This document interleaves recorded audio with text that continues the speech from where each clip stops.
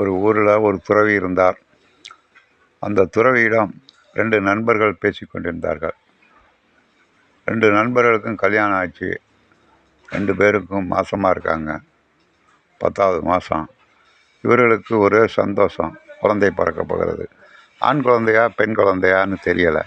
இந்த துறவிகிட்ட போய் கேட்டால் கரெக்டாக சொல்லிடுவார்.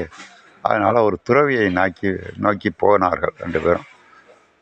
துறவியை பார்த்து சொன்னாங்க, ஐயா, எங்கள் 2 பேருக்கும் கல்யாணம் ஆச்சு.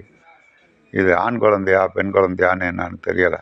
நீங்கள் தான் எங்கள் நண்பர்கள் 2 பேர் நீங்கள் சொல்லணும். ஒருத்தனை கேட்டார், உனக்கு ஆண் குழந்தை வேணுமா பெண் குழந்தை வேணுமா அப்படின்னு கேட்டார். அவன் ஆண் குழந்தை தான் வேணும்னா. அப்படியா, என்னை ஓங்கி ஒரு அரை அப்படின்னு சொன்னார். அவன் யோசனை பண்ணான், என்ன துறவிக்கிட்ட என்ன குழந்தைன்னு கேட்க வந்தால் என்னை அறைய சொல்கிறாரு அப்படின்னு. நான் அறைய மாட்டேன் அப்படின்னா. போட உனக்கு பெண் குழந்தை தான்ட்டார். எப்படி சொன்னீங்கன்னா, அதெல்லாம் சொல்ல முடியாது, பெண் குழந்தை தான் போ அப்படின்ட்டான். மற்றவனை பக்கத்தில் உனக்கு ஆண் குழந்தை வேணுமா பெண் குழந்தை வேணுமா அப்படின்னு கேட்டார்.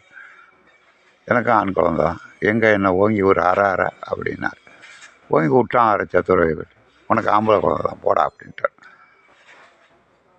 உடனே அவனுக்கு சந்தேகம், என்ன அவனுக்கு பெண் குழந்தைன்னாரு, நம்மளுக்கு ஆம்பளை குழந்தைன்னாரு.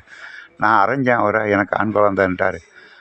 அவன் அறைய சொன்னதுக்கு நான் அறைய மாட்டேன் துறவியான்ட்டான். அவனுக்கு பெண் குழந்தைன்ட்டார். எப்படி சொன்னார், எதை வச்சு சொன்னார்? சரி, அவர் சொன்னபடி கரெக்டாக பிறந்தா வந்து இவர்கிட்ட கேட்கலான்ட்டு போயிட்டாங்க 2 பேரும். ஒரு மாதம் ஆச்சு. அவர் சொன்ன மாதிரியே அரைஞ்சவனுக்கு ஆண் குழந்தையும் அரையாதவனுக்கு பெண் குழந்தையும் பிறந்தது. 2 பேரும் போனாங்க துறவிக்கிட்ட. காலில் விழுந்து ஆசீர்வாதம் பண்ணாங்க. ஐயா சாமி, நீங்கள் எப்படி சொன்னீங்க இதை அப்படின்னு கேட்டாங்க. ஏண்டா, ஒருத்தனை அடிக்கிறதுக்கு டக்குன்னு பொம்பளைக்கு மனசு வராது. நான் சொல்ல புரியா? உனக்கு என்ன வேணும் குழந்தை வேணும் அப்படின்னு கேட்டான். ஆண் குழந்தைன்னா அந்த அழகான அறைய மாட்டேன்ட்டான்.